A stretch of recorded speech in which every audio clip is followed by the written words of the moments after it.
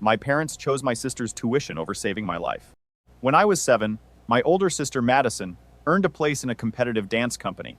My parents rented a banquet hall, invited 40 relatives, ordered a chocolate fountain, and hired a photographer to document the celebration. That same spring, I won a citywide art competition. No one from my family came to the ceremony. Afterward, I carried my framed painting home through the cold on 2 different buses because there was nobody I could call for a ride. That single afternoon captured the entire shape of my childhood. Madison was the child my parents had prayed for, the daughter they had spent 6 years and endured 3 miscarriages trying to have. I arrived 2 years later, completely unplanned, after they already had the child they believed completed their family. Madison had a nursery with dancers painted across the walls and a rocking chair that cost more than our car. I had a mattress on a metal frame and blankets she had already outgrown. My mother preserved every recital program, every costume, and every worn pair of ballet shoes in carefully labeled bins in the attic. My drawings usually disappeared into the recycling.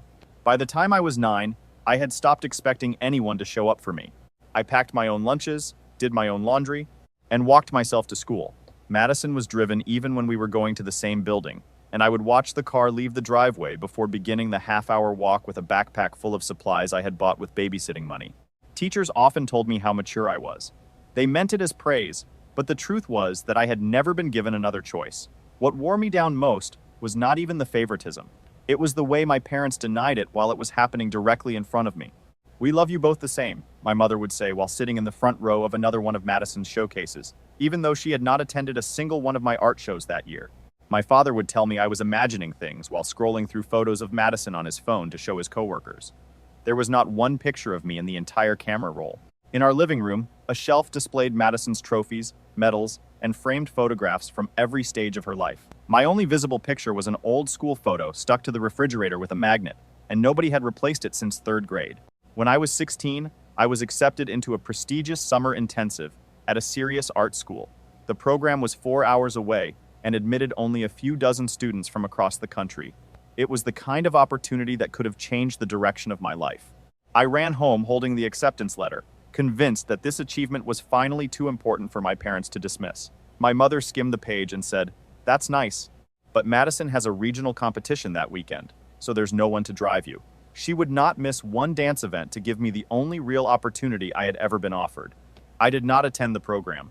Instead, I found a job and began saving every dollar I could for college, because by then I understood that my parents would never spend money on my future. Madison had a college fund my mother mentioned, whenever relatives were around. "We have $38,000 saved for Madison," she would say during holidays, glowing with pride. When those same relatives asked about my plans, she waved a hand and called me resourceful. She said I would figure something out. She presented my ability to survive with almost nothing, as though it were a gift she had given me, rather than a skill I had developed because she had forced me to raise myself. Then, during the winter when I was 17, my body began to fail. Bruises appeared without explanation. A crushing exhaustion settled into my bones until I could barely lift my arms by the end of a work shift. I ignored the symptoms for weeks because, in our house, being sick meant becoming an inconvenience. Eventually, I collapsed at work. I woke in a hospital bed, and the tests showed that I had acute leukemia. The disease had progressed far enough that the doctors could not understand how I had remained on my feet as long as I had. For the first time in my life, my parents looked at me as though I were worth seeing. My mother cried real tears and held my hand through the first rounds of chemotherapy. She slept sitting upright in the vinyl chair beside my bed. My father took days off work, something he had never done for any event that mattered to me, but now did because I might be dying. They brought balloons, stuffed animals, cards, and every soft, comforting thing I had wanted as a child but never received. For 3 months, I had the parents I had spent 17 years waiting for. The treatment began to work. My blood counts improved, and my doctor said that if I completed the full protocol, I had a genuine chance of surviving. I allowed myself to believe that almost losing me had finally shown my parents that I was worth keeping. One afternoon, my mother told me she was proud of how strong I had been. I cried because I had wanted to hear those words from her for my entire life. Then Madison was accepted to Juilliard. She did not receive a scholarship or financial aid. It was simply her dream school, and my mother immediately announced that they would find a way to make it happen, no matter what it cost. The next afternoon, she sat on the edge of my hospital bed wearing a careful, apologetic expression I had learned not to trust years earlier. "Honey, "We need to talk about the cost of your treatment," she began. She explained that insurance covered only part of the bills, and that, with Madison's tuition approaching, the family had to make difficult choices. Then she told me that after my current round, they planned to stop paying for chemotherapy. She described Madison's education as an investment in a real future, while calling my treatment an attempt to delay something that would probably happen anyway. She said I had already had a good life, and asked whether I truly wanted to be selfish about my sister's one chance. She actually called me selfish for not wanting to die of cancer, so her favorite child could attend dance school. "We'll keep you comfortable," she said, as though she were offering me kindness. "But Juilliard only accepts you once. Your cancer will probably come back anyway." She said it so calmly that it was clear she had already placed me in the past tense. Madison needed tuition, a dorm room, point shoes, and studio fees. I needed treatment in order to stay alive. Yet I had never been the person who mattered in our house.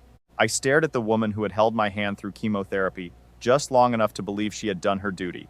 The moment Madison wanted something expensive, I became disposable again. This was worse than being forgotten. My mother was consciously choosing my sister's college experience over whether I got to have any future at all, and she expected me to agree that it was reasonable. I refused. The moment she left the room, I grabbed my phone. My hands shook so badly that I could barely unlock the screen. The chemotherapy pump hummed beside me while I searched for information about minors, medical rights, and emergency court intervention. I found accounts of teenagers who had gone to court when their parents refused necessary medical care. I saved screenshots of legal definitions, patient rights information, and cases in which young people had been allowed to participate in decisions about their own treatment. My eyes burned from staring at the bright screen in the dark room, but I kept reading. The intravenous line pulled against the back of my hand whenever I shifted, yet I hardly noticed. Every page gave me a little more of something I had not felt since my mother's announcement. The possibility that I did not have to lie down and die simply because my parents had decided a dorm room mattered more than my life. By the time the sky outside the window began to turn gray, I had saved more than 24 screenshots and developed a rough understanding of medical neglect. My phone battery was down to 6%, and my eyes felt like sandpaper, but I finally had the beginnings of a plan. Shortly after 7 that morning, my oncologist, Dr. Nathan Bennett, entered for rounds. He took one look at my face and stopped in the doorway. He asked whether everything was all right at home, using the careful tone of someone who already suspected that it was not. I tried to keep myself composed, but the whole story came out. I repeated what my mother had said about ending treatment after the current round, Madison's admission to Juilliard, and the claim that my cancer would probably return. So spending more money on me would be pointless. Dr. Bennett's expression changed from concern to controlled anger. His jaw tightened, and he placed his tablet on the counter with more force than necessary. He asked me to repeat my mother's exact words. As I did, he became visibly more furious. When I finished, he pulled out his phone and began typing. He told me he was contacting the hospital social worker immediately, and that I would not be discharged until every available option for continuing treatment had been examined. Then he sat in the chair beside my bed and explained the medical reality as plainly as possible. My leukemia was responding well. My blood counts were climbing, and every available sign pointed toward remission if I completed the protocol. Stopping halfway through would be medically catastrophic. The leukemia would almost certainly return within months, probably in a more aggressive form, and my chance of survival would fall close to nothing. He repeated that my situation was not a case of prolonging the inevitable, as my mother had suggested. My parents were proposing to stop a treatment that was actively working and expose me to a death that did not have to happen. The factual anger in his voice made the betrayal feel more real than any of my mother's soft expressions ever had. Less than an hour later, a hospital social worker named Laura Whitmore arrived. She was in her 50s, carried a legal pad under one arm, and moved with the calm of someone who could not be rushed by panic. She introduced herself, pulled a chair close to my bed, and told me she had dealt with cases involving medical decision disputes before. Something about the way she said it made me believe I was no longer completely alone. Laura asked me to begin at the start and explain everything that had led to my mother's decision. For the first time in my life, an adult simply listened. She did not interrupt, minimize, or offer excuses for my parents. She wrote notes and asked precise questions about dates, patterns, and witnesses. Her attention made it clear that she believed me and would not dismiss the situation as ordinary family conflict. I told her about the banquet hall celebration when Madison made the dance company and the art awards ceremony I left alone with my painting. I described Madison's decorated nursery and my mattress on a metal frame. I explained the summer art program I had lost because my mother refused to miss a dance competition and the $38,000 college fund she proudly discussed while telling everyone that I would find my own way. Laura recorded every detail without changing her expression. She asked how old I had been, how often my parents missed important events, and whether anyone outside the family had witnessed the difference in how we were treated. She also asked about the 3 months during which my parents had finally shown up for me, and what had changed.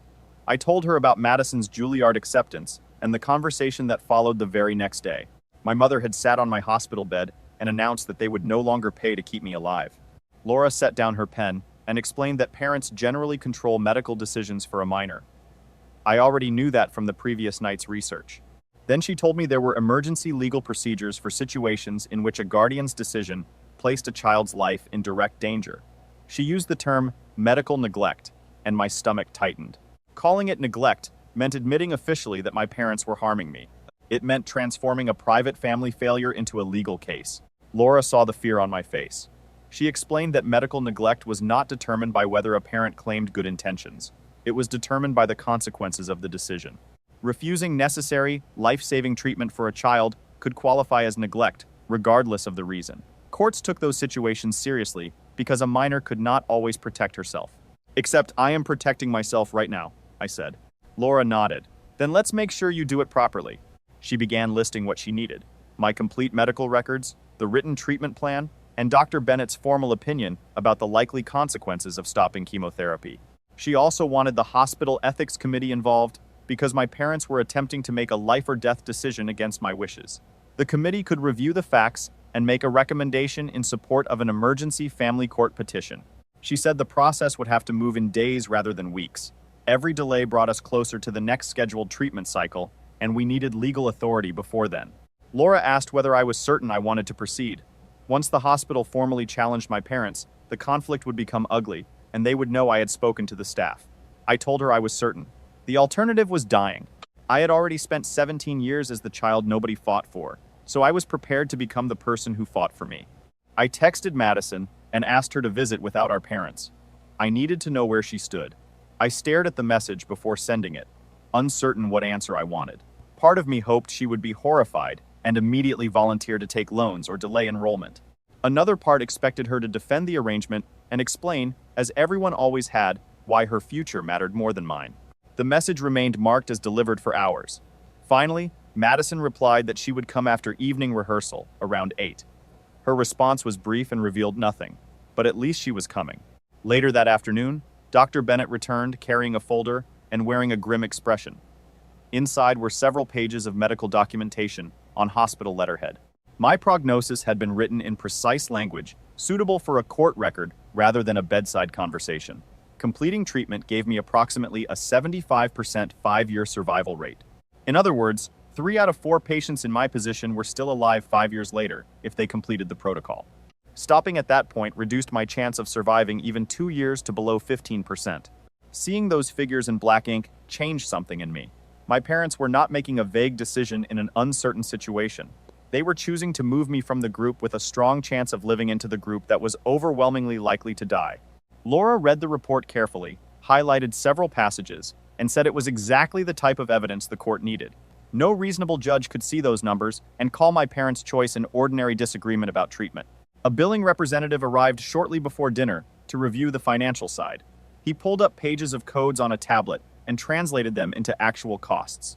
My care so far had exceeded $44,000, a number so large I could hardly connect it to myself. Insurance had paid most of the total, leaving my parents responsible for roughly $11,000 in deductibles and co-payments. The remaining treatment would cost about $27,000, but insurance was expected to cover most of that as well. My family's projected out-of-pocket responsibility was approximately $9,000. My parents were prepared to stop treatment over $9,000. That amount was almost identical to Madison's first semester deposit and dormitory expenses. The billing representative continued explaining payment plans, assistance programs, and possible financial aid, but I could barely hear him. The decision suddenly had a cold financial shape. My mother was not choosing between $44,000 and my life. She was choosing between $9,000 and my life, and she had decided that $9,000 was too much to spend on the daughter she had never wanted. I sat with those numbers for hours, trying to understand how my existence had been reduced to a calculation my parents solved by removing me from it. Madison arrived at 8:12. Her hair was still pinned back from rehearsal, and dark circles beneath her eyes made her look older than 19. She sat beside my bed and stared at her hands. Then she blurted out that she had already told our mother she would take out student loans. She had said they did not need to use the college fund if protecting it meant ending my treatment. For 1 second, something in my chest loosened. Then Madison continued. Our mother had refused. She said loans would damage Madison's credit and threaten her future. She called me dramatic and repeated that the treatment would probably fail eventually. So using the money on me would be a waste when it could give Madison a real opportunity. Madison's voice cracked as she repeated the words, and her hands trembled in her lap. I asked her directly whether she believed her school was worth more than my life. The question hung between us. Madison began crying and said she did not know what to do. She described how our mother had controlled every major choice she had ever made, her classes, schedule, friends, and even the version of herself she was allowed to become. She said she was terrified of disappointing our parents, but she knew their decision was wrong, and being trapped in the middle was destroying her. Part of me understood that Madison had also grown up under our mother's control, even if she had been the favored child, but most of me felt exhausted. Even in that moment, she was talking about her fear and her pain, while I was fighting for the right to remain alive. Then Madison revealed something I had not known. Our father's business had been losing money for 2 years as larger companies took away clients. The business could barely cover its expenses. Our parents had accumulated credit card debt and taken out a second mortgage. The college fund was no longer worth $38,000. After emergency home repairs and our father's own medical scare the previous year, it held closer to $30,000. The financial panic finally made more sense, but it did not make their decision acceptable. Plenty of families face debt without deciding that one child should die to protect the other child from student loans. When I said that, Madison flinched as though I had struck her. We sat in silence until Laura knocked and entered carrying another folder. Laura immediately sensed the tension. She asked Madison whether she would be willing to provide a written statement describing the favoritism and neglect she had witnessed throughout our childhood. Madison hesitated. Agreeing meant creating evidence that could be used against our parents in court. I watched her struggle with the weight of that choice. Then she nodded and said she would write down everything she remembered, including the times they chose her events over mine and the ways they acted as though I barely existed. Laura handed her paper and a pen and asked for specific dates and incidents wherever possible. Madison left later with several pages under her arm. Afterward, Laura explained that she had spent the afternoon coordinating the next legal steps. The hospital supported continuing my treatment, which gave me resources and credibility that many teenagers in similar situations never received. That night, after the nurses completed their rounds, I lay awake staring at the ceiling. Around 9, the telephone on my tray table rang. I knew it was my mother before checking the display. I let the call go to voicemail, then listened because I was too exhausted to resist. She accused me of being selfish and manipulative. She said I was trying to destroy Madison's future out of jealousy because I had always resented her for being the favorite. According to my mother, involving social workers was spiteful, and I needed to stop making the family look bad. Her voice was sharp with anger, but beneath it I could hear fear. It sounded as though she knew exactly what she had done and was terrified that other people would name it honestly. I deleted the message and turned off the ringer. Sleep took a long time to come. When it finally did, I dreamed that I was underwater while people stood safely on the shore and watched. Morning arrived gray and quiet. Nurses checked my vital signs and brought a tray of food I could not eat. Around 8, Laura returned with coffee and a man in his 30s wearing a plain, well-fitted suit. She introduced him as Jordan Pierce, a legal aid attorney who handled cases involving minors and medical rights. Jordan shook my hand, sat down with the folder Laura had assembled, and read every page slowly. He made notes on a yellow legal pad. After about 20 minutes, he looked up and said we had sufficient grounds to request emergency intervention. My heart began racing. The situation was no longer theoretical. I was about to fight my parents in court over whether I was allowed to stay alive. Jordan explained the process without speaking down to me. First, he would ask the court to transfer temporary authority over my treatment decisions from my parents to the hospital. After that, he would seek limited medical decision-making authority for me until I turned 18 in 7 months. It would not grant every legal right of adulthood, but it could allow me to consent to the treatment my doctors said I needed. He expected the court to move quickly because the delay itself could endanger my life. The hospital ethics committee scheduled an emergency review for the following day. That afternoon, a committee member named Helen Crawford interviewed me alone. Laura, Jordan, and the medical team remained outside. Helen was around 50, with gray hair and a steady expression. She asked whether I understood what chemotherapy involved and what would likely happen if it stopped. She wanted to determine whether anyone at the hospital was pressuring me, or whether continuing treatment was truly my choice. I understood that she was evaluating whether I was mature enough to participate in the decision. I told her I had been making my own daily choices since I was 9. I had decided what to eat, when to sleep, how to reach school, and how to keep my clothes clean because my parents had withdrawn from raising me long ago. The only difference now was that my decision concerned whether I lived, rather than whether I had lunch. Helen wrote everything down and asked about my parents, Madison, and the way I had managed treatment. Then she asked what I wanted my future to look like. The question startled me. I had not allowed myself to imagine anything beyond the next month. Survival had seemed so uncertain that planning for a life afterward felt almost dangerous. I told her I wanted to finish high school and perhaps attend art school after all. I wanted a job I did not hate and a life in which I did not have to compete for scraps of care from people who were supposed to love me. Spoken aloud, those hopes sounded painfully modest, the bare minimum of a normal life, but they were more than I had ever permitted myself to expect. That same afternoon, my parents arrived without warning. I heard them before I saw them because their voices carried down the hall. They had brought an attorney, an older man in a gray suit, who was already talking about parental rights and family privacy before reaching my room. Laura must have anticipated them because she stepped into the hallway and intercepted them outside my door. The discussion became an argument. I sat frozen in bed while my mother called me difficult, and their attorney insisted that parents had the authority to make decisions for a minor child. Laura's voice remained controlled but firm, as she said, the hospital had serious concerns about medical neglect and had begun an ethics review. Their lawyer responded with threats of a lawsuit and accusations of institutional overreach. Eventually, the voices moved farther down the hall until I could no longer understand the words, only the anger behind them. About 20 minutes later, my nurse, Marisol, entered to check the intravenous line. She adjusted the tubing quietly, glanced toward the closed door, and told me she had seen families collapse under the cost, fear, and exhaustion of caring for a seriously ill child. Sometimes parents convinced themselves that giving up was mercy. They claimed they were protecting the child from suffering when they were really protecting themselves from having to continue. Marisol looked directly at me.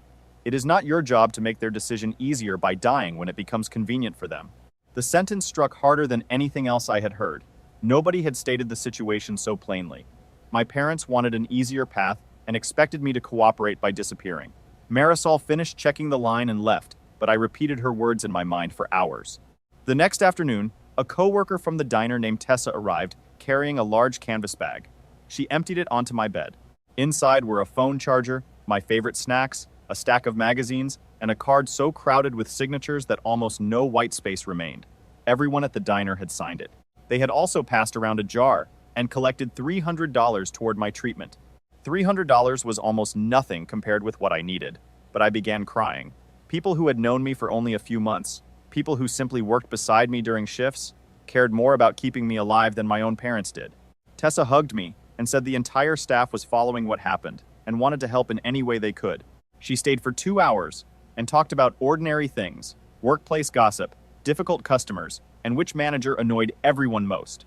For that small stretch of time, I was allowed to think about something other than cancer, court filings, and parents who had decided my life was an unnecessary expense. Jordan returned the following day to prepare me for the hearing. With his yellow legal pad in front of him, he asked practice questions and showed me how to answer calmly and factually, even if my parents' attorney attempted to provoke me or twist my words. He said judges regularly encountered manipulation, and the consistency between my account, the medical records, and the witness statements would be our strongest evidence. We practiced for more than an hour. His questions became increasingly difficult. He challenged details, asked why my parents had cared for me during the first months of treatment, and forced me to explain the financial situation without exaggeration. I learned to answer without becoming defensive or collapsing into tears. By the end, I felt slightly more prepared and no less terrified. I could not sleep that night.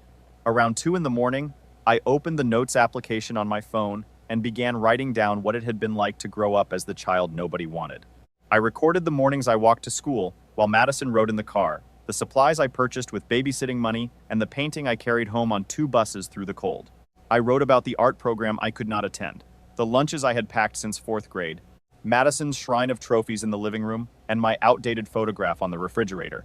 I listed forgotten birthdays, missed art shows, and every occasion when my parents chose one of Madison's recitals over something I needed. The words came quickly. not as a dramatic accusation, but as a factual record. For the first time, I was organizing 17 years of neglect into concrete examples. By sunrise, I had written 5 single-spaced pages. The ethics committee met and voted unanimously to support the emergency petition. Laura told me the evidence of neglect and immediate danger was clear enough for the hospital to take a formal position. Helen personally contacted the family court judge's office to explain the urgency, and the court scheduled a hearing within days. On the morning of the hearing, Jordan responded to a filing my parents' lawyer had submitted overnight. Their argument claimed that hospital employees were manipulating me to continue expensive treatment and increase the bill. It described my parents as reasonable people, facing unavoidable financial limits, and suggested that the medical staff had turned me against them for profit. Reading it felt like being slapped.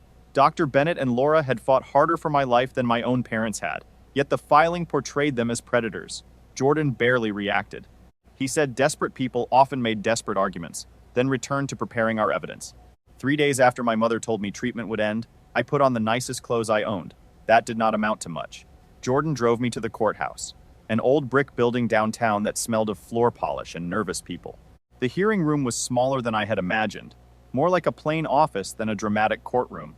A desk stood at the front for the judge, with several rows of chairs behind the 2 sides. I sat beside Jordan. My parents and their attorney sat across the aisle, close enough that I could see every movement. My mother refused to look at me. My father stared at his hands. Madison was not present because Laura believed it would be better to keep her out of the room unless her testimony became necessary. The judge entered, everyone stood, and the hearing began.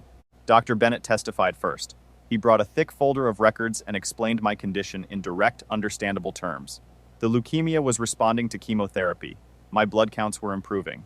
Completing the remaining cycles gave me a strong chance of long-term survival, while stopping treatment at that stage would likely lead to relapse and death within months. He showed the court the charts documenting my progress and explained why the remaining chemotherapy was medically necessary. My parents' lawyer suggested that the cancer might return even if treatment continued. Dr. Bennett responded that recurrence was a possibility for any cancer patient, but uncertainty was not a medical justification for abandoning a treatment that was currently working. He refused to let the attorney turn a manageable risk into proof that my life was hopeless. Laura testified next.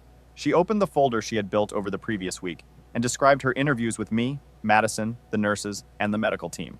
She explained that my parents had remained involved during the first months of chemotherapy, then withdrew their support immediately after Madison's Juilliard acceptance created a competing financial demand. Laura read from Madison's 3-page statement. It documented the missed events, unequal treatment, and repeated occasions when our parents chose her over me. Then Laura submitted the 5 pages I had written during the night. 17 years of being treated as the accidental child were spread across the table in front of the judge. People in the room shifted uncomfortably as Laura connected the individual incidents into a long-standing pattern. The neglect had existed years before cancer, transformed it into an immediate threat to my life. The evidence showed that I had been managing basic responsibilities alone since I was 9, while my parents directed their attention, time, and money toward Madison. My parents' lawyer argued that they had supported me during chemotherapy. He pointed out that my mother had slept in the hospital chair, and my father had taken time off work. He presented those 3 months of care as though they erased everything that came before and justified what happened afterward. When it was Jordan's turn, he asked one question that cut through the entire argument. Why had my parents' care stopped at the exact moment Madison's college plans required money? Why was my life worthy of their attention only until it competed with the favored child's dream? Their attorney had no meaningful answer. He repeated that my parents had been present when it mattered. Jordan replied that if they truly believed my survival mattered, I would not be in court asking a judge for permission to continue the treatment that was saving me. Then the judge turned toward me and said she needed to hear directly from me. My legs felt unsteady as I walked forward. She asked what I wanted. My voice came out quieter than I intended, but I told her the truth. I want to live. I want to finish the treatment that is working. My cancer is getting better, and if I stop now, the doctors say it will probably kill me within months. I explained that I understood my parents faced financial problems and either could not or would not pay the remaining costs. But their decision should not mean I had to die. There had to be options other than simply giving up on me. I kept my eyes on the judge because looking at my parents felt impossible. Tears pressed behind my eyes, but I forced myself to remain steady. Some part of me still believed I had to sound strong enough to deserve being saved. The judge questioned my parents. She asked whether they had investigated payment plans, hospital charity programs, Medicaid, fundraising, or any other financial alternative before deciding to stop chemotherapy. My father admitted they had not. He said they believed an insurance problem meant there were no other options. The judge asked why they had never met with the hospital's financial counselors. She wanted to know why their first response to a money problem had been to end life-saving care for their child. My father had no answer. My mother stared at her hands while the silence expanded across the room. Finally, my mother spoke. Her voice shook as she claimed she had been protecting me from false hope. She said she wanted my remaining time to be comfortable, rather than filled with painful treatment. Even she did not seem to believe the explanation. The words sounded rehearsed, like a defense she had memorized, without ever accepting what it meant. The judge leaned forward and asked her directly whether she was choosing one daughter's education over the other daughter's life. My mother opened her mouth, but no words came out. That silence answered the question more clearly than any statement could have. I watched her search for a way to make the choice sound reasonable, some version in which sacrificing one child for the other counted as responsible parenting. There was no such version, and everyone in the room understood it. The judge did not leave the room to deliberate. She granted temporary emergency authority to the hospital so my treatment could continue while the request for longer-term medical decision-making authority moved through the court. She ordered my parents to cooperate with Medicaid applications, charity care reviews, and financial assistance procedures, and to provide every document the hospital required. That decision meant I could receive the next cycle of chemotherapy regardless of what my parents wanted. Their choice to let me die no longer controlled my care because the court had removed that decision from their hands. I felt Jordan place a hand on my shoulder and realized I had stopped breathing. Relief hit so suddenly that the room seemed to tilt. For the first time since my mother sat on the edge of my hospital bed and decided I was not worth $9,000, I knew I had a real chance to live.